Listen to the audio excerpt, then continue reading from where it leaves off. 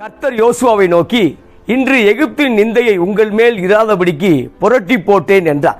புரட்டி போட்ட இடம் தான் கில்கால். கில்காலுக்கு பாளையம் இறங்கும் பொழுது கர்த்தர் சொன்ன ஒரு அற்புதமான ஒரு வார்த்தை தான், எகிப்தின் நிந்தையை உங்கள் மேல் இராதபடிக்கு புரட்டி போட்டேன். இந்த காலை வேளையில கிறிஸ்துவுக்கு மிகவும் பிரியமான அன்பு தேவனுடைய பிள்ளைகளே, உங்கள் வாழ்க்கையில நிந்தையை புரட்டி போடக்கூடிய கர்த்தர், நிந்தையை ஆளுகை செய்யக்கூடிய, நிந்தையை ஆளுகை செய்யாமல் அதை அப்புறப்படுத்தக்கூடிய கர்த்தர். இந்த இடத்துல வாசிக்கும் பொழுது நிந்தையை புரட்டி போட்டேன் என்று சொல்லுகிறார். ஒரு கல்லை புரட்டி போடுற மாதிரி சாபத்தை புரட்டி போடுகிறார். யாரெல்லாம் கிறிஸ்துவை உண்மையாய் பின்பற்றுகிறார்களோ இந்த நாளில் உங்களுக்கு கர்த்தர் சொல்லக்கூடிய வார்த்தை என்னவென்றால், உங்கள் நிந்தை புரட்டி போடப்படும். உங்கள் மேல் ஆசீர்வாதத்தை கர்த்தர் வைக்கிறார். உங்கள் மேல் சாபத்தை அல்ல, மரணத்தை அல்ல, ஜீவனை வைக்கிறார். எனவே இந்த நாளில் கர்த்தர் சொல்லக்கூடிய வார்த்தை, கர்த்தர் யோசுவாவை பார்த்து சொல்கிறார், எகிப்தின் நிந்தை. எகிப்தின் நிந்தை என்பது அடிமைத்தனத்தை குறிக்கிறது, பார்வோனுடைய ஆளுகையை குறிக்கிறது, இருளின் சக்தி நம்மை மட்டுப்படுத்தி கொண்டிருக்கிறத குறிக்கிறது. இப்ப பார்க்கும் பொழுது இவர்கள் யோர்தானை கடந்து வந்தார்கள். யோர்தானை கடந்து வரும்பொழுது கானானுக்குள்ளாக வந்து விட்டார்கள். யோர்தானை தாண்டும் பொழுது கானானுக்குள்ளாக வந்து விட்டார்கள். இந்த நாளில் கிறிஸ்துவுக்கு மிகவும் பிரியமான அன்பு தேவனுடைய பிள்ளைகளே, நீங்களும் நானும் சில நேரம் யோர்தானை தாண்டித்தான் ஆக வேண்டும். யோர்தானை தாண்டும் பொழுது மோசேயின் மூலமாக இஸ்ரவேல் மக்கள் செங்கடலை கடந்தார்கள். இப்பொழுது யோசுவா மூலமாக யோர்தானை தாண்டினார்கள். கிறிஸ்துவுக்கு மிகவும் பிரியமான அன்பு தேவனுடைய பிள்ளைகளே, யோர்தான் என்பது ஒரு பெரிய குழப்பங்களை குறிக்கிறது. யோர்தான் என்பது பெரிய சோதனையை குறிக்கிறது. அந்த சோதனையை தாண்டும் பொழுது அவர்கள் கில்கால்களே பாளையம் இறங்குகிறார்கள். கில்காலுக்கு வந்த உடனே கர்த்தர் சொல்கிறார், இனி எங்க உள்ள வந்துட்டீங்கன்னா கானானுக்குள்ளாக நெருங்கி வந்து விட்டீர்கள். இப்ப கானானுக்குள்ளாக வந்த பொழுது அது வரைக்கும் 40 ஆண்டுகள் வனாந்தரத்திலே மன்னா பொழிந்து கொண்டிருந்தது. இப்பொழுது பார்க்கும் பொழுது தேசத்தின் பலனை புசிக்க ஆரம்பித்தார்கள். கில்காலுக்கிலே பாளையம் இறங்கும் பொழுது பஸ்காவை ஆசரிக்க ஆரம்பித்தார்கள். பஸ்காவை ஆசரிக்கும் பொழுது மறுநாளிலே மன்னாவை தேடினார்கள். மன்னா பொழியவில்லை. அதற்கு பதிலாக அந்த கானான் தேசத்துக்குரிய ஆசீர்வாதத்தை அவர்கள் அனுபவிக்க ஆரம்பித்தார்கள். இந்த காலவேளையில் ஆசீர்வாதத்தை அனுபவிக்க வேண்டும் என்று உங்களை கர்த்தர் அழைத்திருக்கிறார். ஆனால் இந்த நாளில் ஒரு சில நிந்தைகளோடு நீங்கள் பயணம் செய்து கொண்டிருக்கலாம். எனவே வசனம் சொல்வது, வார்த்தை சொல்வது, இனி நிந்தை இல்லை, நிந்தையை புரட்டி போட்டேன். யோர்தானை தாண்டும் பொழுது, யோர்தானை தாண்டும் பொழுது மோசே மூலமா செங்கடல் இரண்டாக பிளக்கிறது. ஆனால் இங்க பார்க்கும் பொழுது யோசுவாவும் ஆசாரியருடைய கால்கள் அந்த யோர்தான் நதியிலே படும் பொழுது யோர்தான் நிறுத்தி வைக்கப்படுது பிரியமானவர்களே. எனவே இந்த நாளில் உடன்படிக்கை பெட்டி முன்னே செல்லும் பொழுது, கர்த்தருடைய வேதத்தை உங்கள் வாயிலே வைக்கும் பொழுது, கர்த்தருடைய வேதத்தை இரவு தியானிக்கும் பொழுது நீங்கள் நிச்சயமாக யோர்தானை கடக்க முடியும். யோர்தானை கடக்கும் பொழுது நீங்கள் நிந்தையை மேற்கொள்ள ஆரம்பிப்பீர்கள். இப்பொழுது பார்க்கும் பொழுது ஒருவேளை உங்கள் குடும்பத்தில் நிந்தை என்கிற சாபங்கள் இருக்கலாம், பிரச்சனை போராட்டங்கள் என்கிற சாபங்கள் இருக்கலாம், அல்லது சத்துருக்கள் நிந்தித்துக் கொண்டிருக்கலாம். ஆனால் கவலைப்பட வேண்டிய அவசியம் இல்லை. மறுபடியும் கர்த்தர் சொல்லக்கூடிய வார்த்தை என்னவென்றால், இனி எகிப்தின் நிந்தை இல்லை. எகிப்தின் நிந்தை என்பது பழைய வாழ்க்கையை குறிக்கிறது, பழைய சாபங்களை குறிக்கிறது. எனவே இந்த நாளில் பழைய சாபங்கள், பழைய காரியங்கள் உங்களை மேற்கொள்வதில்லை. Praise the Lord. அதில் வாசிக்கிற யோசுவா புத்தகம் 5ஆம் அதிகாரம் 5 வாசிக்கும் பொழுது, எகிப்திலிருந்து புறப்பட்ட எல்லா ஜனங்களும் விருத்தேசனம் பண்ணப்பட்டிருந்தார்கள். அவர்கள் எகிப்திலிருந்து புறப்பட்ட பின்பு வழியிலே வனாந்தரத்தில் பிறந்த சகல ஜனங்களும் விருத்தேசனம் பண்ணப்படாதிருந்தார்கள். இப்பொழுது கில்காலில் விருத்தேசனம் பண்ணப்படுவதை பார்க்கிறோம். கில்காலில் ஒரு புதிய உறவு மறுபடியும் ஆண்டவரோடு ஆரம்பிக்கப்படுவதை பார்க்கிறோம். ஏனென்றால் எகிப்திலிருந்து புறப்பட்ட சகல ஆண் மக்களும் விருத்தேசனம் பண்ணப்பட்டிருந்தார்கள். இப்பொழுது புறப்பட்டவர்கள் வனாந்தரத்திலே மாண்டு போனார்கள். அவருடைய பிள்ளைகள் கானானை சுதந்தரிக்கும்படி கர்த்தர் செய்தார். இந்த கால வேளையில நீங்களும் சுதந்தரிப்பீர்கள், உங்கள் பிள்ளைகளையும் கர்த்தர் சுதந்தரிக்க வைப்பார். நீங்களும் ஆசீர்வதிக்கப்பட்ட வாழ்க்கையை வாழ்வீர்கள். உங்கள் பிள்ளைகள் உங்களை பார்க்கலும் ஆசீர்வதிக்கப்பட்ட வாழ்க்கைக்குள்ளாக கர்த்தர் கொண்டு போவார். எனவே வனாந்தரத்தில் இவர்கள் விருத்தேசனம் பண்ணப்படவில்லை. ஆபிரகாம் மூலமாய் கொடுக்கப்பட்ட அந்த உடன்படிக்கையை மறந்து போனார்கள். ஆபிரகாம் மூலமாக தேவன் செய்த, மோசே மூலமாய் விருத்தேசனம் கொடுக்கப்படவில்லை. இது பிதாக்களுக்கு கொடுக்கப்பட்ட விருத்தேசனம், பிதாக்களுக்கு கொடுக்கப்பட்ட அந்த உறவு, அந்த உடன்படிக்கை. இப்ப அந்த உடன்படிக்கையை மறுபடியும் இவர்கள் கில்காலில் செய்ய ஆரம்பித்தார்கள். செய்ய ஆரம்பிக்கும் பொழுது கர்த்தர் மறுபடியுமாய் அவர்கள் சொன்ன ஒரு வார்த்தை தான், இனி நிந்தை இல்லை. எகிப்தின் நிந்தை உங்கள் மேல் இராதபடிக்கு நான் என்ன செஞ்சேன்னா அதை புரட்டி போட்டேன் என்று வாக்கு பண்ணின பிரியமானவர்களே. இந்த கால வேளையில மறுபடியுமாய் கர்த்தர் சொல்லுகிறார், என்னுடைய குடும்பத்தில் பிரச்சனை இருக்கிறது பிரதர், என்னுடைய வேலை ஸ்தலத்தில் பார்க்கும்பொழுது ஒரு நிந்தை அனுபவிக்கிறேன் என்று சொன்னால் கவலைப்படாதிருங்கள். கர்த்தர் நிச்சயமாய் உங்களை கவலைக்குள்ளாக வைத்திருக்க மாட்டார். ஆமாம், கவலைப்பட வேண்டாம். வருத்தப்பட்டு பாரம் சுமக்கிறவர்களே, நீங்கள் எல்லாரும் இடத்தில் வாருங்கள் என்று இயேசு சொன்னாரே, இந்த நாள் அந்த இயேசு கிறிஸ்து நிச்சயம் உங்கள் வாழ்க்கையில அற்புதம் செய்வார். அருமையான சகோதரா சகோதரியே, யோசுவாவை பார்த்து சொன்ன வார்த்தை தான், எகிப்தின் ஆளுகை வனாந்தரத்திலும், அவர்கள் சின் வனாந்தரத்திலையும் காதேஸ் வனாந்தரத்திலும் அந்த வனாந்தர பகுதியிலே சுற்றி கொண்டிருந்தார்கள். அந்த எகிப்தின் பார்டரில் சுற்றிக்கிட்டே இருந்தான். இப்போ பார்க்கும்போது யோர்தானை தாண்டும் பொழுதுதான் அவர்கள் கானானுக்குள்ளாக பிரவேசிக்க ஆரம்பிக்கிறார்கள். ஆமாம், யோர்தானை தாண்டும் பொழுது எரிகோ பட்டணம் சமீபமாக இருக்கிறது. அந்த எரிகோ பட்டணத்துக்கு அதை உள்ளே போகும்பொழுது முற்றிலுமாக அந்த கானானை அவர் சுதந்திரிக்க ஆரம்பித்து விட்டார்கள். இந்த நாளில் யோர்தான் உங்களை அழுத்தி கொண்டிருக்கலாம். யோர்தானுக்கு அப்புறம் கவலை கொள்ளாதீர்கள். கில்காலுக்குள் வரும்பொழுது கில்கால் உங்களுக்கு ஆசீர்வாதமாய் அமையும். அந்த கில்கால் என்பது நிந்தையை கர்த்தர் புரட்டி போடுகிறார்.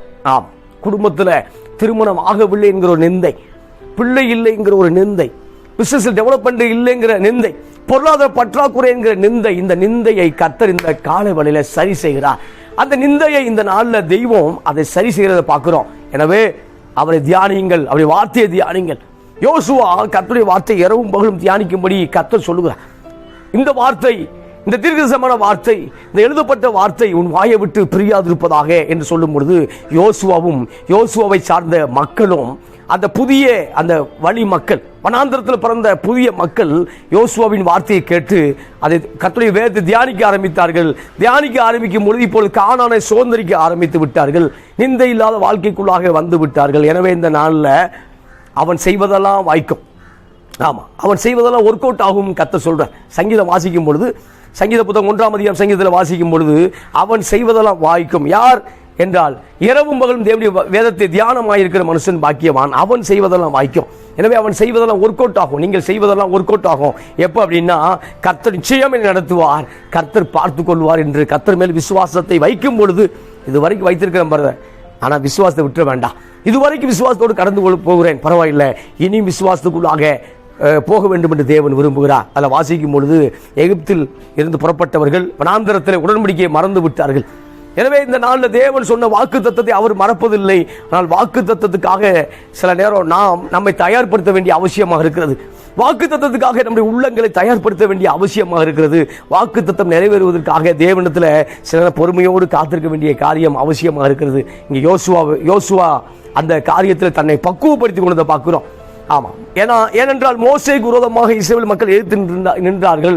இப்பொழுது இதே மக்கள் மறுபடியும் எதிர்த்திருக்க கூடாது என்பதனால மோசே காட்டிலும் விசேஷித்த அபிஷேகத்தையும் மோசே காட்டிலும் விசேஷித்த வாக்கு தத்தங்களையும் பெற்றவன் தான் இந்த யோசுவா. எனவே இந்த நாளில் கர்த்தர் யோசுவாவை போல உங்களோடு பேசுகிறார். என்னவென்றால், யோசுவாவை பார்த்து சொன்ன ஒரு வார்த்தை எகிப்து நிந்தை. அப்ப எகிப்தில் பல நிந்தைகளை அடிக்கப்பட்டார்கள். ஆமா, புறக்கணிக்கப்பட்டார்கள். ஆராதனை செய்ய முடியாது, யாவே வழிபட முடியாது. ஆமாம், இப்போ அந்த நிந்தைக்கு ஒப்பான நிந்தை நீங்கள் ஒரு வேளை உங்கள் குடும்பத்தில் அல்லது கூட்டு குடும்பத்தில் ஏதோ ஒரு காரியத்தில் ஒரு பெரிய டார்ச்சர் அனுபவித்துக் கொண்டிருக்கலாம். வேலை பார்க்கக்கூடிய இடத்துல டார்ச்சர், அடிமைத்தனத்தை போல இருக்கலாம். நிச்சயம் கவலை கொள்ளாதீர்கள். கர்த்தர் ஒரு நாள் உங்களுக்கு ஒரு வெற்றியை தருவார். கர்த்தர் ஒரு நாள் உங்களோடு, ஆமாம், உங்களோடு வழக்காடுவர்களுக்கு அவர் அவர் அவர் வழக்காடி உங்களை நியாயத்திலே கொண்டு வந்து நிறுத்துவார். இன்னொரு வசனத்தை வாசிக்க விரும்புகிறேன். ஆதியாகமம் புத்தகம் 30ஆம் அதிகாரம் 22, 23, 25 வாசிக்கும் பொழுது, அந்த வசனத்தை வாசிக்கும் பொழுது, தேவன் ராகேலை நினைத்தருளினால் அவளுக்கு தேவன் செவி கொடுத்து அவள் கற்பம் திறக்கும்படி செய்தார். இங்க பார்க்கும் பொழுது ராகேல், ஆமா ஆமா ராகேல், அது பார்க்கிறோம், யாக்கோபுடைய மனைவி. இப்ப ராகேலுக்கு குழந்தை இல்லை.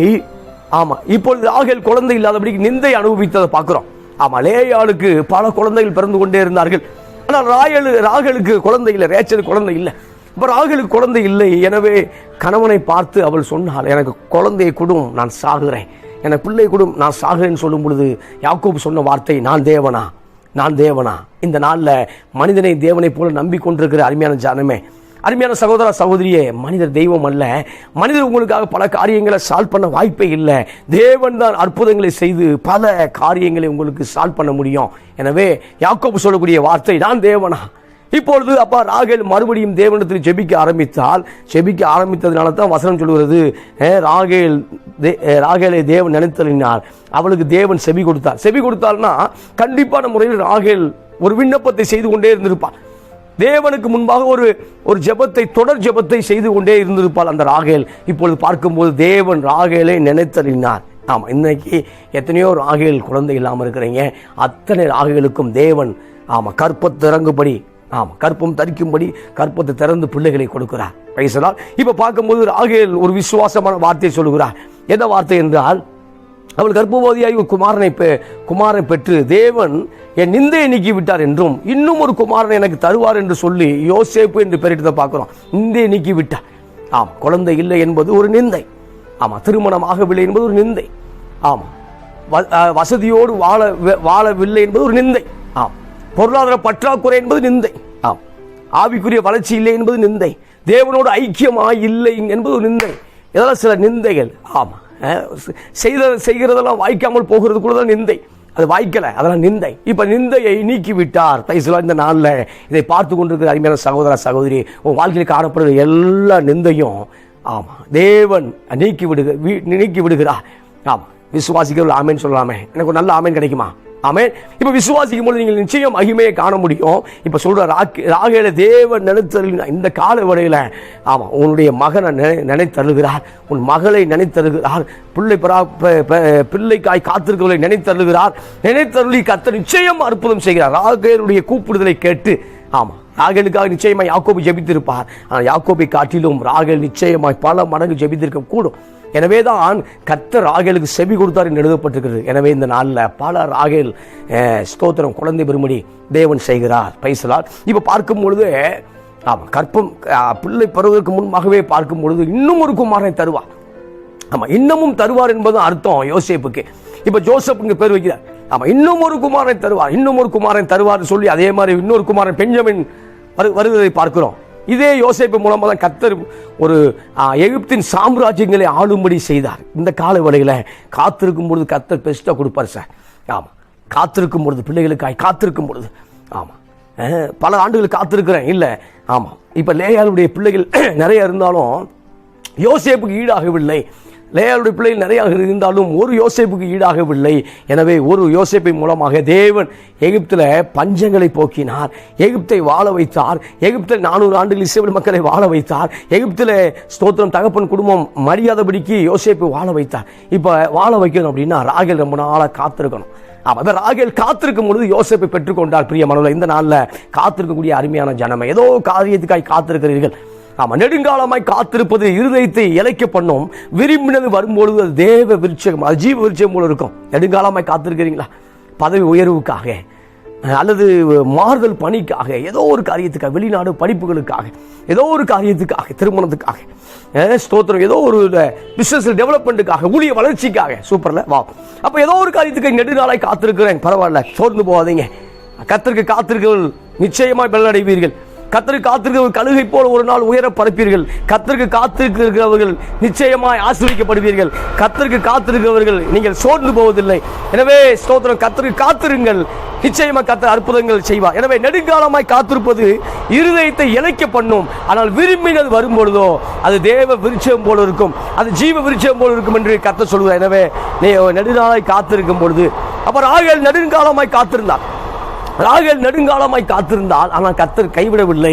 ஒரு அழகான யோசேப்பை கொடுத்து, மறுபடியும் ஒரு பென்யமீனை கொடுத்து, ஸ்தோத்திரம், இப்ப யோசேப்பை 2 கோத்திரங்களாக மாற்றி ஆசீர்வதித்தார். இந்த நாளில் நிச்சயமாய் ஆசீர்வாதம் உண்டு.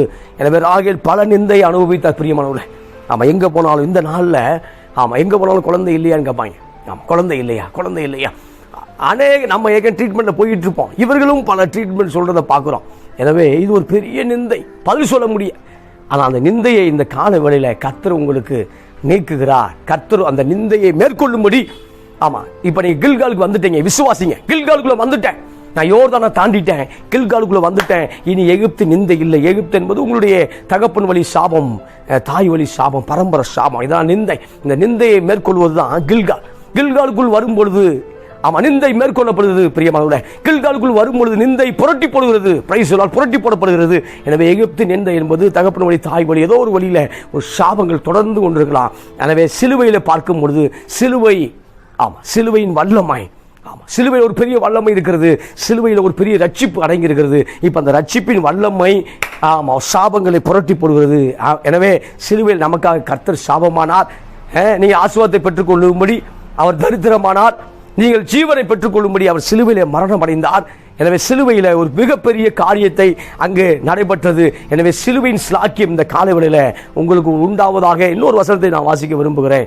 நெகேமியா புத்தகம் 1ஆம் அதிகாரம் 3ஆம் வசனம். நெகேமியா புத்தகம் 1ஆம் அதிகாரம் 3ல் வாசிக்கும் பொழுது, அதற்கு அவர்கள் சிறையிருப்பில் மீந்திருக்கிறவர்கள் அந்த தேசத்திலே மகா தீங்கையும் நிந்தையும் அனுபவிக்கிறார்கள்.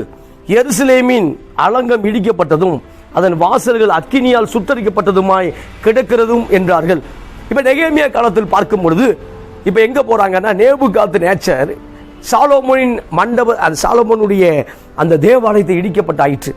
ஆமா, மோரியா மலையில தேவன் கொடுத்த அந்த அந்த தேவாலயம், தாவீது உள்ளத்துல கர்த்தர் பேசின அந்த தேவாலயம், சாலோமோனால் கைகளில் கட்டப்பட்ட தேவாலயம், அந்த தேவாலயங்கள் இடிக்கப்பட்டு விட்டாயிடுச்சு. எருசலேமுடைய மதில்கள் இடிக்கப்பட்டாயிடுச்சு. இப்போது எருசலேமின் மதில்களுக்கு பாதுகாப்பு இல்லை, எருசலேமுக்கு பாதுகாப்பு இல்லை. சுற்றி இருக்கக்கூடிய மதில்கள் இடிக்கப்பட்டது. Price Lord. இந்த கால வேளையில இடிக்கப்பட்டதை மறுபடியும் கட்ட அவர் போதுமானவராக இருக்கிறார். உன் வாழ்க்கை இடிக்கப்பட்டது போல இருக்கலாம், உடைய சில காரியங்கள் ஆமா இடிக்கப்பட்டது போல இருக்கலாம். ஆமா, ஆனால் மறுபடியும் கட்டுகிறார். Price Lord. எனவே பழைய ஜாப் பெற்று இருந்துச்சு, இப்போ கடினமான ஒரு வேலைக்குள்ள மாட்டிக்கிட்டேன். ஆமாம், பழைய காரியங்கள் சூப்பராக இருந்தது, ஆனால் இப்போ புதிய காரியத்தில் வரும்பொழுது ஒரு புதிய காரியம் ஒரு புதிய மாற்றத்துக்குள்ளாக வரும் என்று நினைத்துக் கொண்டிருந்தேன். ஆனால் புதிய காரியம் ஒரு ஏமாற்றமாக இருக்கிறது என்று நினைத்துக் கொண்டிருந்தால் கர்த்தர் சொல்கிறார், அந்த மறுபடியும் உங்களுக்கு எது பெஸ்ட்டோ அந்த பெஸ்ட்டுக்கு நேராக கர்த்தர் நடத்துகிறார், நிந்தையை நீக்குகிறார். எனவே இப்போ அலங்கம் இடிக்கப்பட்டது. இப்போ நெகேமியா பார்க்கும்போது, நெகேமியா புத்தகத்தில் பார்க்கும் பொழுது, நெகேமியாவை பார்க்கும்படி அவருடைய சகோதரர்கள் எங்கே வர்றாங்க அப்படின்னா, அந்த பெர்சியாவுக்கு வர்றாங்க. பெர்சியாவுக்கு வருகிறார்கள். எருசலேமின் செய்தியை கொண்டு வருகிறார்கள். இவரும் எருசலேம் செய்தியை ஆவலாய் கேட்க ஆயத்தமுள்ளவராக இருக்கிறார். அப்போ சொல்லும்போது, என் சகோதரில் ஒருவனாகிய ஆனானியையும் வேறு சில மனுஷரும் யூதேயாவிலிருந்து வந்தார்கள். அவர்களிடத்தில் நான் சிறையிருப்பில் மீந்திருக்கக்கூடிய செய்தியையும் எருசலேமின் செய்தியையும் விசாரித்தேன். எருசலேம் செய்தியை விசாரிக்கிறார். ஆம், இப்ப இந்த நெகேமியா யாருன்னா, ராஜாவுக்கு பான பாத்திரக்காரனாக இருக்கிறார். நெகேமியா, எஸ்ரா, அதுக்கப்புறம் தானியல் எல்லாமே இப்போ எங்க இருக்கிறார்கள் என்றால், அந்த பெர்சியருடைய காலங்களில் அந்த அரண்மனையில் வேலைக்காரர்களாக இருக்கிறார்கள். இப்ப நெகேமியா பான பாத்திரக்காரனாக இருக்கிறார். அங்க பார்க்கும்போது ராஜாவுக்கு ட்ரிங்க்ஸ் ஊற்றி கொடுக்கக்கூடிய வேலையை செய்து கொண்டிருக்கிறார். ஆனால் பின்னாட்களில் கர்த்தர் நெகேமியா ஆசீர்வதித்து அந்த எருசலேமுக்கு கவர்னராக, ஒரு கவர்னர் போஸ்டுக்கு அவர் கொண்டு வரதை பார்க்கிறோம். இந்த காலை வேளையில நமக்குள்ள அந்த காரியத்தை விசாரிக்கும் பொழுது, எருசலேமுக்காய் விசாரிக்கிறோம். ஆமாம், நம்ம தேசத்துக்காக ஜெபிக்க வேண்டும். நம்முடைய தேசம் பல திறப்புகள் உண்டாக்கி கொண்டிருக்கிறது. நம் தேசத்துக்காக நாம் கவனமாக ஜெபிக்க வேண்டும். ஜெபிக்கும் போது தான் கர்த்தர் தேசத்தையும் தேச மக்களையும் ஆசீர்வதிக்கப்பட முடியும். இப்போ எருசலேமில் உள்ள இப்போ அவங்க மேதிய பெர்சிய அரசில் அங்கே இருந்தால், பெர்சியாவில் இருந்தாலும் ஈரானில் இருந்தாலும், ஆனால் உள்ளம் எங்கே இருக்கிறது? எருசலேமுக்குள்ளாக இருக்கிறது. என் ஜனங்கள் எப்படி இருக்கிறார்கள்? இங்கே பார்க்கும்போது பணக்காரர்கள்லாம் பிடிச்சிட்டு போயிட்டாங்க. அப்போ தேசத்தில் ஏழைகளை மட்டும் நேபுகாத்நேச்சர் விட்டுட்டு போயிட்டான். ஏழைகளை கொண்டு வந்து ஒன்றும் செய்ய முடியாது, நலிவுற்றல ஒன்றும் செய்ய முடியாது, மாற்றுத்திறனாளியை ஒன்றும் செய்ய முடியாது சொல்லி சில கஷ்டப்படக்கூடிய மக்களை விட்டு போனார்கள். அவர்களாவது நன்றாக இருக்கிறார்களா என்று நெகேமியா விசாரிக்கிறார். ஆனால் அவர்களோ அந்த தேசத்திலே மகா தீங்கையும் நிந்தையும் அனுபவிக்கிறார்கள். இப்பொழுது தேசத்திலே நிந்தை அனுபவிக்கிறார்கள். அலங்கம் இடிக்கப்பட்டது. பெரிய மனவில் அலங்கம் தான் பாதுகாப்பை குறிக்கிறது. இப்போ அந்த மதில் சுவர் இடிக்கப்பட்ட உடனே பல எதிரிகள் உள்ளே வந்து கொண்டிருக்கிறார்கள். இந்த நாளில் வாழ்க்கையில் மதில் சுவர் இடிக்கப்பட்டுகிறதா? மறுபடியுமாக நெகேமியாவின் தேவன் அந்த மதில் சுவரை கட்ட உண்மையுள்ளவராக இருக்கிறார். அதுக்கு நெகேமியா செஞ்ச காரியத்தை சிலதை உங்களோட பகிர்ந்து விரும்புகிறேன். நெகேமியா அந்த நிந்தையை எப்படி மாற்றுகிறார் என்றால், ஜெபிக்க ஆரம்பிக்கிறார். பாவ அறிக்கை செய்ய ஆரம்பிக்கிறத பார்க்கிறோம். பாவ அறிக்கை செய்து கொண்டிருக்கிறார். அதுக்கப்புறம் பாவ அறிக்கை செய்து கொண்டு அப்படி விட்டுவிடவில்லை, மாறாக மற்ற காரியத்தை என்ன செய்ய வேண்டுமோ அதையும் செய்து முடிக்க அவர் பிரயாசப்படுவதை பார்க்கிறோம். இந்த நாளில் நீங்கள் மதிலை கட்டுவீர்கள். Praise the Lord. எந்தெந்த மதிலெல்லாம் இடிக்கப்பட்டதோ, அது எந்தெந்த காரியத்திலெல்லாம் மதில் இடிக்கப்பட்டிருந்ததோ அது உங்களுக்கு தெரியும். அந்த மதிலை மறுபடியுமாய் கர்த்தர் கட்டுவார். கர்த்தர் கட்டி அந்த நெகேமியாவின்குள்ள இருக்க அதே பரிசுத்த ஆவியானவர் மறுபடியும் உங்களை ஏற்க அவர் போதுமானவர் இருக்கிறார். இப்போ பார்க்கும்பொழுது நெகேமியாவை சொல்லும் பொழுது நெகேமியா பாவ அறிக்கை செய்து ஜெபிக்கிறார். நெகேமியா 1ஆம் அதிகாரம் முழுக்க பார்க்கும்பொழுது பாவ அறிக்கை செய்து பரலோகத்துக்கு தேவனை நோக்கி செபிக்க ஆரம்பிக்கிறார். இப்பொழுது ஆமாம், நெகேமியாவுடைய முகம் துக்க முகமாகவே இருக்கிறது, துக்கத்தோடே இருக்கிறார். ஏனென்றால் அவருடைய பிதாக்குடைய கல்லறைகள் தீக்கரையாக்கப்பட்டன, எருசலேமின் அலங்கம் இடிக்கப்பட்டன. இதவே யோசித்துக் கொண்டிருக்கும் பொழுது மன துக்கம் உள்ளவனாக காணப்படுகிறார். இப்போ நெகேமியா 2ஆம் அதிகாரம் அது 2ல் வாசிக்கும் பொழுது ராஜாவுக்கு இவர் யாருன்னா பானபாத்திரக்காரன் சொல்லியிருந்தேன். இவர் ராஜாவுக்கு அந்த ட்ரிங்க்ஸை கொண்டு போகும்பொழுது அப்பொழுது ராஜா என்னை பார்த்து, நீ துக்கமுகமாக இருக்கிறது என்ன, உனக்கு வியாதி இல்லையே, இது மனதின் துக்கமே ஒழிய வேறொன்றும் அல்ல என்றார். அப்பொழுது நான் மிகவும் பயந்து ராஜாவை நோக்கி, ராஜா என்றென்றைக்கும் வாழ்க, எங்கள் பிதாக்களின் கல்லறை இருந்ததும் ஸ்தலமாகிய நகரம் பாழானதும் அதன் வாசலில் அக்கினியால் சுட்டரிக்கப்பட்டதுமாய் கிடக்கும் பொழுது நான் துக்கமுகத்தோடு இராதிருப்பது எப்படி என்றார். இப்போ பார்க்கும்பொழுது சுட்டரித்ததெல்லாம் யாருன்னா பாபிலோன் மக்கள், சுட்டரித்ததெல்லாம் எதிரிகள். ஆமாம், இப்போ பாபிலோன் சிறை இருந்தவர்கள் இப்பொழுது பாபிலோன் சாம்ராஜ்யத்தை மேதிய பெர்சியர்கள் முறியடித்து விட்டார்கள். இப்பொழுது மேதிய பெர்சியர்கள் ஆளுகை செய்தார்கள். எப்படின்னா ஈராக்கு தான் பாபிலோன் இப்போ விழுந்தது, சாம்ராஜ்யம் விழுந்துருச்சு. மேதிய பெர்சியர்கள் ஈரானியர்கள் ஆள ஆரம்பிச்சிட்டாங்க. இப்போ அவனுக்கு அடிமையாக இருந்தவன் இப்போ இவனுக்கு அடிமையாக இருந்துகிட்டு இருக்கான். ஏன்னா 70 ஆண்டுகள் நிறைவு செய்யப்பட வேண்டும். எரேமியா புத்தகத்தில் அதுக்காக தீர்க்கதரிசனம் எழுதப்பட்டிருக்கிறது. 70 ஆண்டுகளுக்கு அப்புறம் மறுபடியும் வெளியே வர்றாங்க. அந்த வெளியே வரக்கூடிய காலங்கள் தான் ஆகாய், சகரியா, அந்த மல்கியா, நெகேமியா, எல்லாம் ஒரே காலங்களில் வாழ்ந்த மனிதர்கள். இப்போ சொல்லும்பொழுது ராஜா சொல்றாரு, என்னுடைய பிதாக்கள் கல்லறைகள், அது பிதாக்குடைய கல்லறைகள் சேதப்படுத்தப்பட்டன, அக்கினியால் சுட்டரிக்கப்பட்டது என்று சொல்றதை பார்க்கிறோம். இந்த நாளில் அப்பப்போ நம்முடைய வாழ்க்கையில சில எதிரிகள் அக்கினியை வைத்துக்கொண்டு பயமுறுத்துகிறார்கள். சில காரியங்கள், தேவையில்லாத காரியத்தை சொல்லுகிறார்கள். ஆனாலும் பரலோகத்தின் ராஜா நமக்கு உதவி செய்ய போதுமானவர் இருக்கிறார்.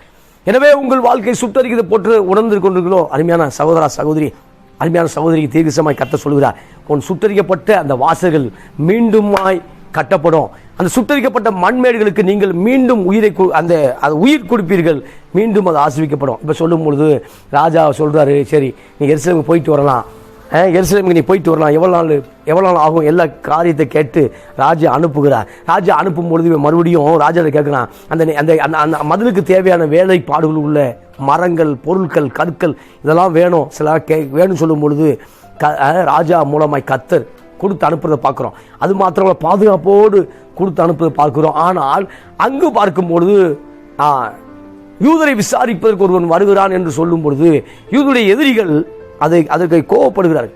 ஆம், நம்ம வாழ்க்கையில் பார்க்கும்போது சில நேரம் நம்ம நிந்தையோடு வாழ வேண்டும் என்று சில விரும்பி கொண்டிருப்பார்கள். நிந்தை மாற்றப்படும் பொழுது சில நேரம் சில பிசாசுகள் கோவப்படும். அதே போலதான் வாசிக்கிற நெகேமியா புத்தகம் 2ஆம் அதிகாரம் 10 சொல்லும் பொழுது, இதை ஓரேனியான சன்பலாத்தும் அம்மோனியான தொபியாவும் என்னும் ஊழியக்காரனும் கேட்டபோது, இஸ்ரவேல் புத்திரின் நன்மையை விசாரிக்க ஒருவன் வந்தான் என்று அவர்களுக்கு மிகவும் விசனமாயிருந்தது.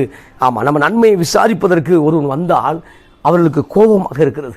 நிந்தையை மாற்றுவதற்கு தேவன் ஒரு மனிதரை ஏற்படுத்தி வைத்தால் அவர்களுக்கு கோபமாக இருக்கிறது. நம்மை பகைக்கும் பொழுது, நம்மை பகைக்கிற அதே மனிதர்கள் நமக்கு உதவி செய்யும்படி கர்த்தர் ஒரு மனிதனை அனுப்பும் பொழுது அவர்கள் மேலேயும் கோபப்படுவதை பார்க்கிறோம். இந்த நாளில் ஆமாம், எருசலேமை மறுபடியும் இடிந்து போன எருசலேமின் மதிலை மறுபடியும் கட்ட ஒருவர் வரும்பொழுது கோபமானதை பார்க்கிறோம். இந்த காலை வேளையில் சத்துருக்கள் கோபமாக இருக்கலாம். உன் சத்துருக்கள் மறுபடியும் கோபத்தோடு நினைக்கலாம். ஆனால் நிச்சயமாக சத்துருக்கள் கோபத்துக்கு கர்த்தர் இடம் கொடுக்க மாட்டேன், உன்னை மேற்கொள்ளும்படி செய்வார். அதில் பார்க்கும் பொழுது நம்ம நெகேமியா புத்தகத்தில் வாசிக்கிறோம், அந்த விழுந்து போன மதில் அவர் என்ன செய்கிறார், கெட்ட ஆரம்பிக்கிறார். அதில் 4:1 வாசிக்க விரும்புகிறேன். 4:1 வாசிக்கும் பொழுது, ஆமாம், நாங்கள் அலங்கத்தை கட்டுகிற செய்தியை சன்பலாத்து கேட்டபோது அவன் கோபித்து எரிச்சலை அடைந்து யூதரை சக்கந்தம் பண்ணி அப்படி வாசிக்கிறோம். அப்போ மதிலை கட்ட ஆரம்பித்து விட்டார்கள், நிந்தையை மாற்ற திட்டமிட்டார்கள். இப்பொழுது நிந்தையை மாற்றுவதற்கு மதிலை கட்டித்தான் ஆக வேண்டும் என்றால் மதில் இடிந்து கிடக்கிறது. இடிந்து கிடக்கும்போது எந்த எதிரிகள் வேணால் எருசலேமுக்குள்ளே வரலாம். இப்பொழுது அது கட்டப்பட வேண்டும். இந்த நாளில் உங்கள் வாழ்க்கை கட்டப்பட வேண்டும். பிரைஸ்லால். ஆமாம், சாத்தானால் அல்லது மனிதர்களால் இடிக்கப்பட்டிருந்தால் மறுபடியுமாய் கர்த்தர் சொல்லுகிறார், உன் மதில் கட்டப்படும் மகனே, உன் மதில் கட்டப்படும். அந்த மதிலில் கர்த்தர் வாசம் பண்ணுவார். அந்த இடம் பாதுகாப்பாய் கர்த்தர் இருப்பார். இப்போ சொல்லும் பொழுது சன்பலா, தொபியா என்பவெல்லாம் இவங்கெல்லாம் அரேபியன், கேஷம் இவங்கெல்லாம் பார்த்தோம்னா யூதர்களுக்கு எதிரியாக இருந்தார்கள். இவர்கள் பார்க்கும்போது அந்த மதிலை கட்ட விடாதபடிக்கு அவர்களை ஸ்தோத்திரம் சக்கந்தம் பண்ணினார்கள். அவர்களை பார்க்கும்போது கேலி பண்ணுறான், பரியாசம் பண்ணி கொண்டு இருக்கிறான். அது மாத்திரமல்ல, அந்த அற்பமான யூதர் செய்கிறது என்ன, அவர்களுக்கு இடம் கொடுக்கப்படுமோ, பலியிடுவார்களோ, ஒரே நாளில் முடித்து போடுவார்களோ, சுட்டரித்து போடப்பட்ட மண்மேடுகளான கற்களுக்கு உயிர் கொடுப்பார்களோ என்று தன் சகோதரருக்கு சமாரியாவின் சேனைக்கு முன்பாக சொன்னான். அப்பொழுது அம்மோனிய தொபியா என்னும் அவன் பக்கத்தில் நின்று, அவர்கள் கட்டினாலும் என்ன, ஒரு நரி ஏறி போனால் அவர்களுடைய கல் மதில் இடிந்து போகும் என்றார். இங்கு சொல்லும்போது சன்பலா சொல்லும்போது கேலி பண்றான். ஆமாம், அப்ப இடிக்கப்பட்ட மண்ணுக்கு மண்மேடுகளுக்கு உயிரை கொடுக்க முடியுமோ, கற்களுக்கு உயிரை கொடுப்பார்களோ என்று அவன் சொல்றதை பார்க்கிறோம். இன்னொருத்தன் சொல்றான், இவன் மதுளை கட்டினா என்ன, ஆனா மதுல ஒரு நரி ஏறி போனாலும் அந்த மதில் இடிந்து விடும் என்று சொல்லி அவள் பேசி துக்கப்படுத்தின பார்க்கிறோம், மக்களை துக்கப்படுத்தின பார்க்கிறோம். இவனும் கெட்டல, கெட்ட உறவனையும் விடல. ஆமா, இவனும் கெட்டல, கெட்ட உறவை விடல, இடிக்கிறதுக்கு தான் ஆயத்தமா இருக்கிறான். இந்த கால வேளையில் நம்முடைய வாழ்க்கை இடிப்பதற்கு அநேக ஜனங்கள் கூட்டமாக இருக்கிறார்கள். நம்முடைய வாழ்க்கை கட்டுவதற்கு ஆதரவு இல்லை, ஆனா இடிப்பதற்கு கூட்டமாக இருக்கிறார்கள். ஆனா கலங்க வேண்டாம், கர்த்தருடைய ஆவியான நிச்சயம் ஆமா கட்டுவா. கர்த்தருடைய ஆவியை எதெல்லாம் இடிக்கப்பட்டிருந்ததோ, ஆமா இந்த நாளில் இடிக்கப்பட்ட அநேக தேவாலயங்களை கர்த்தர் கட்டுகிறார். Praise the Lord. மணிப்பூரில் இடிக்கப்பட்ட தேவாலயங்களை கர்த்தர் கட்டுகிறார். ஆமா, எங்கெல்லாம் இடிக்கப்படுகிற தேவாலயங்களை கர்த்தர் மீண்டும் கட்டுகிறார். Praise the Lord. இங்கு பார்க்கும்பொழுது நரி ஏறி போனால் விழுந்து விடும் என்று சொன்னார்கள். ஆனால் அது மேல நெகேமியா பாதுகாப்புக்கே ஆளை நிப்பாட்டிட்டான். Praise the Lord. அந்த மதில் மேல பாதுகாப்பை அந்த இடத்துல வாட்ச் டவரை கட்டி பாதுகாப்புக்கு ஆள் நிப்பாட்டதை பார்க்கிறோம். இந்த காலை வேளையில நரி ஏறி போனால் என்ன, உன் வாழ்க்கை முடிந்து விடும், ஸ்தோத்திரம், உன் வாழ்க்கை டெவலப்மெண்ட் ஆகாது, நீ இப்படியே இருப்பேன்னு சொல்லி பல நரிகள் உங்களுக்கு விரோதமா பேசிக்கொண்டே இருக்கலாம். ஆனா கவலை கொள்ள வேண்டாம். இயேசு சொன்னார், அந்த நரிக்கு போய் சொல்லுங்கள், நான் ஏரோதை பார்த்து அந்த நரிக்கு போய் சொல்லுங்கள், தீர்க்கதரிசியுடைய சபம் ஆமா எருசலேமை சுற்றி எங்கேயும் விழாதப்பா, நான் இன்றைக்கும் 3 நாள் வரைக்கும் என்னுடைய காரியத்தை செய்வேன் என்று சொன்னான். எனவே ஒரு ஏரோது மூலமாய் மிரட்டல் வந்தா கூட அந்த நரிக்கு போய் சொல்லுன்னு சொல்லி அழகாக ஹேண்டில் பண்ணாரு. அதே பரிசுத்தாவின் வல்லமை தான் இந்த நாளில் உங்களுக்குள்ள இருக்கிறது. நீங்கள் சோர்ந்து போக வேண்டிய அவசியம் இல்லை. ஏன்னா நம்முடைய வாழ்க்கையில பல சன்பலாத்து வருவார்கள், பல தொபியாக்கள் வருவார்கள். ஆனாலும் அந்த வல்லமையை மேற்கொள்ளக்கூடிய சக்தி உங்களுக்குள்ள தேவன் அளிப்பார். பிரியமானவர்களே, அதை வாசிக்கும் பொழுது மதிலை கட்ட விடாதபடிக்கு பல சோதனை உண்டாகி கொண்டே இருக்குது. மதிலை கட்ட விடாதபடி பல சோதனை உண்டாகிறது. 6ஆம் அதிகாரத்தில் வாசிக்கும் பொழுது நெகேமியா 6ஆம் அதிகாரம் 2வது வசனம், எப்ப நிந்தையை நீக்கி போட வேண்டும், நிந்தையிலிருந்து ஒரு ஜெயத்தை பெற்றுக்கொள்ள வேண்டும் என்று பார்க்கும் பொழுது மறுபடியும் தொபியாட்டிருந்து ஒரு மிரட்டல் வருது. அதில் வாசிக்கிறேன், நெகேமியா புத்தகம் 6ஆம் அதிகாரம் 2ல் வாசிக்கிறேன், நான் வாசல்களுக்கு இன்னும் கதவு போடாதிருக்கையில் சன்பலாத்தும் கேஷமும் ஆள் அனுப்பி நம் ஓனம் பள்ளத்தாக்கில் இருக்கிற ஒரு கிராமங்களில் ஒன்றில் ஒருவருக்கொருவர் கண்டு பேசுவோம் வாரும் என்று கூப்பிட்டார்கள். அவர்களோ வென்றால் எனக்கு பொல்லாப்பு செய்ய நினைத்தார்கள். அப்பொழுது நான் அவரிடத்தில் ஆட்களை அனுப்பி, நான் பெரிய வேலை செய்கிறேன், நான் வரக்கூடாது, நான் அந்த வேலையை விட்டு உங்களிடத்தில் வருவதனால் அது மெனக்கெட்டு போவானே என்று சொன்னேன். இங்கே பார்க்கும்பொழுது சன்பலா தொபியாக்கள் அந்த ஆவி மறுபடியும் நெகேமியாவை விரட்டி கொண்டே இருக்கிறது. ஆமாம், இன்றைக்கும் காலை வரையில் பல ஆவிகள் நம்மளை அப்பப்போ மிரட்டுறதை பார்க்குறோம். எசேபலின் ஆவிகள், ஆமாம், அரேபியன் கேஷமின் ஆவிகள், தொபி ஆவிகள், சன்பலாத் ஆவிகள், இந்த ஆவிகள் அப்பப்போ நம்மளை மிரட்டிக்கிட்டே இருக்கும். ஆனால் நெகேமியாக்குள் இருந்த அதே பரிசுத்த ஆவியானவர் உங்களை தைரியப்படுத்துவார். ஆமென். வீரன் நெகேமியாக்குள் இருந்த பரிசுத்த ஆவியானவர் நிச்சயம் உங்களை என்ன செய்வார்னா தைரியப்படுத்துவார். அப்போ சொல்லும்பொழுது இப்போ எருசலேம் மதிலில் 52 நாட்களில் முடிவடையப்பட்டது. அதுக்கு ஆதாரமாக வாசிக்கிறேன், நெகேமியா 6ஆம் அதிகாரம் 15 வாசிக்கும்போது அப்படியே அலங்கமானது 52 நாளுக்குள்ளே கட்டப்பட்டு எலுல் மாதம் 25ஆம் தேதியிலே முடிந்தது. அப்போ 52 நாட்களை மதுரை கட்டிட்டார் சார். ஆமாம், 2 மாதம் கூட கம்ப்ளீட் ஆகல, அதுக்குள்ளாக இடிக்கப்பட்ட மதுளை கட்டி விட்டாச்சு.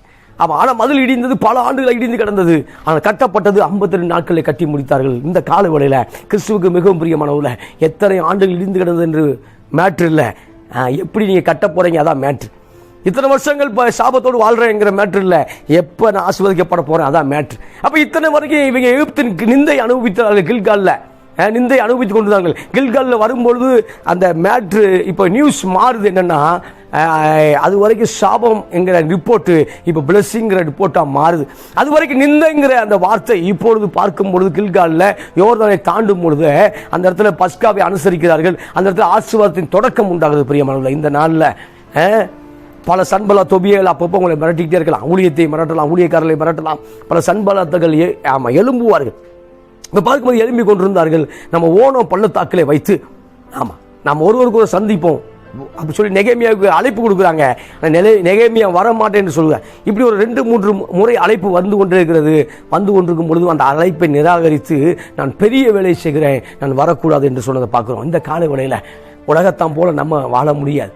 உலகத்தான் ஊர் சுற்றுவது போல நம்ம சுற்றக்கூடாது. ஆமாம், ஊழியக்காரன் என்பவன் கர்த்தருடைய சமூகத்தில் இருக்கக்கூடியவன் தான் ஊழியக்காரனாக இருக்கணும். ஆமாம், வேதத்தை அவள் வாயில தேடுவார்களே, வேத வசனம் ஊழியக்காரன் வாயில் இருக்கணும். அப்போ மற்றவர்களை போல ஊழியக்காரன் விசுவாசிகள் வாழ முடியாது. பிரியமானவர்களே, இப்போ சன்பலா தொபியா கூட நெகேமியா ஊர் சுற்ற முடியாது. ஏனென்றால் நெகேமியாவுக்கு இருக்கிறது பெரிய டாஸ்க்கு, நிறைய நெகேமியாவுக்கு இருக்கிறது பெரிய அழைப்பு. எனவே பெரிய வேலையை செய்கிறேன். இந்த கால வேளையில் நீங்கள் சொல்லணும், நான் பெரிய வேலையை செய்கிறேன், நான் வரக்கூடாது என்று ஒதுங்கணும். நான் பிஸியாக இருக்கேன் சார், நான் கர்த்தருடைய வேலையில் பிஸியாக இருக்கேன். கர்த்தருக்கு இது பிடிக்காது. ஆமாம், உங்களுடைய சில காரியத்தை இணைந்து போவது கர்த்தருக்கு பிடிக்காது என்று சொல்லி இப்போ நான் என்ன சொல்ல வரேனே அது உங்களுக்கே தெரியும். அப்போ சில காரியங்கள்ட்ட நான் இதை வரக்கூடாது அப்படி நீங்கள் சொல்லி அவங்க வெளியே ஏறணும். இல்லைன்னா சன்பலா தொபியாக்கள் ஆவிகள் உங்களை இன்னும் ஆக்கிரமிக்கும் போது உங்களுக்குள்ள அபிஷேகத்தை ஆக்கிரமிச்சிடும், அழைப்பை காலி பண்ணிட்டு 52 நாள் இல்லை 52 வருஷம் ஆனாலும் எருசலேம் மதிலை கட்ட முடியாது. இப்போ நெகேமியா மாத்திரம் சன்பலா தொபியாவோட சுற்றி இருந்தாருன்னா 52 வருஷம் ஆனாலும் அந்த மதிலை கட்டியிருக்க முடியாது. எனவே இந்த கால வேளையில் நெகேமியா தனித்துதான் இருக்க வேண்டும். நீ தனித்துதான் இருக்க வேண்டும். அப்பொழுதுதான் தேவன் உன்னை அழைத்த அழைப்பை நீ சரியாக செய்ய முடியும் பிரியமானவர்களே. எனவே சொல்லும் பொழுது பல முறை அனுப்புகிறார், பல முறை அழைத்து அனுப்புகிறார். ஆனால் இவர் நெகேமியா வரல, மிகப்பெரிய வேலை செய்கிறேன். நீங்கள் சொல்லணும், மிகப்பெரிய வேலை செய்கிறேன், நான் வரக்கூடாது என்று சொல்ல வேண்டும். அது மாத்திரமல்ல, இப்போ சொல்லும் பொழுது மறுபடியும் மிரட்டக்கூடிய காரியம், பொய் தீர்க்கதரிசியை வைத்து மிரட்டக்கூடிய காரியம், பொய் ஊழியக்காரரை வைத்து மிரட்டக்கூடிய காரியம், பொய் ப்ராபசி, தவறான தீர்க்கதரிசி வார்த்தை. ஆமாம், எனவே இந்த நாளில் தவறான தீர்க்கதரிசி வார்த்தையை குறித்து பயந்துடாதீங்க. நீ அழிஞ்சு போயிடுவ, கர்த்தரை கொன்று போடுவார் என்று சொல்லக்கூடிய ஏதோ ஒரு வார்த்தையை சொல்லி பயந்துடாதீங்க. மறுபடியும் கர்த்தரத்தில் இரக்கம் உண்டு. நீங்கள் செபிக்கும் பொழுது நிச்சயமாக கர்த்தர் இறங்குவார். பேசுகிறார். ஆமாம், ஆகாப் என்கிற ராஜா மோசமான ராஜா, எசேபேலுடைய ஹஸ்பண்ட், அவனுக்கே கர்த்தர் இறங்கினார். பேசுகிறார். இந்த நாளில் அவனுக்கே இறங்கும் பொழுது, ஆகாப்புக்கே இறங்கும் பொழுது கர்த்தர் நிச்சயம் உங்களுக்கு எனக்கு இறங்க அவர் போதுமானவர் இருக்கிறார். இங்கே பார்க்கும் பொழுது என்ன சொல்கிறாங்கன்னா, மறுபடியும் நம்ம தேவாலயத்தை போய் ஒளிந்து கொள்வோமா? நெகேமியா பார்த்து சொல்கிறாங்க, உன்னை கொண்டு போட வருவார்கள், நம்ம தேவாலயத்தில் போய் ஒளிந்து கொள்வோமா என்று சொல்கிறத பார்க்குறோம். நெகேமியா 6ஆம் அதிகாரம் 10 வாசிக்கும் பொழுது நம்ம தேவாலயத்தில் போய் பூட்டி கொள்வோம், ஒளிந்து கொள்வோம் சொல்லும் பொழுது, என்னை போல் ஒரு மனிதன், அதற்கு நான் நெகேமியா 6:11, அதற்கு நான் என்னை போன்ற மனிதன் ஓடி போவானா? என்னை போன்ற உயிர் பிழைக்கும்படி தேவாலயத்தில் போய் பதுங்குவானா? நான் போவதில்லை என்றேன். தேவன் அவனை அனுப்பவில்லை. Praise the Lord. தேவன் அவனை அனுப்பவில்லை.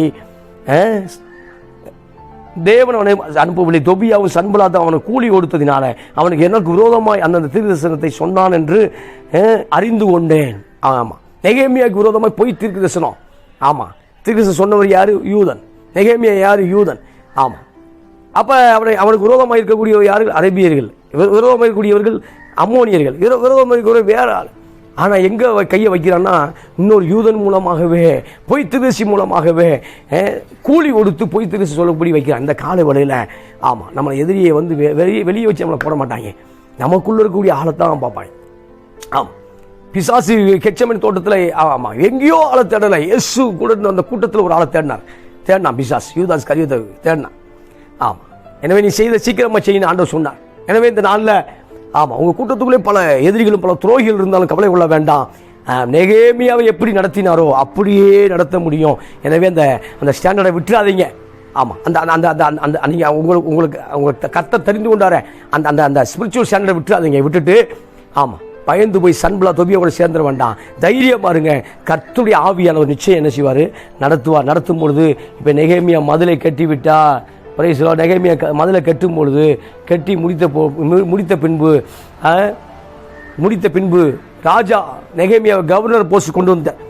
இப்போ அந்த எருசலேமில் இப்போ யாருன்னா நெகேமியா தான் கவர்னர் போஸ்ட் கொண்டு வந்துட்டாரு. இப்போ பார்க்கும்பொழுது அந்த நிந்தை நீக்கப்பட்டது பிரியமானவர்களே. ஏன்னா இடிக்கப்பட்ட அந்த மதில் சுவர் மறுபடியும் கட்டப்பட்ட உடனே இப்போ பார்க்கும்போது ஆசீர்வாதம் வந்தது, வல்லமை வந்தது. எனவே இப்போ நிந்தை நீக்கப்பட்டது. ஆமாம், தடை செய்த எதிரிகள் ஆமாம் தகர்ந்து போனார்கள். இந்த காலை வேளையில் உங்கள் மதில் இடிக்கப்பட்டிருக்கலாம், ஆனால் கவலைப்பட வேண்டாம். ஆமாம், இந்த ஜூலை மாதம் முடிவதற்குள்ளாகவே கர்த்தர் கட்டுகிறார்.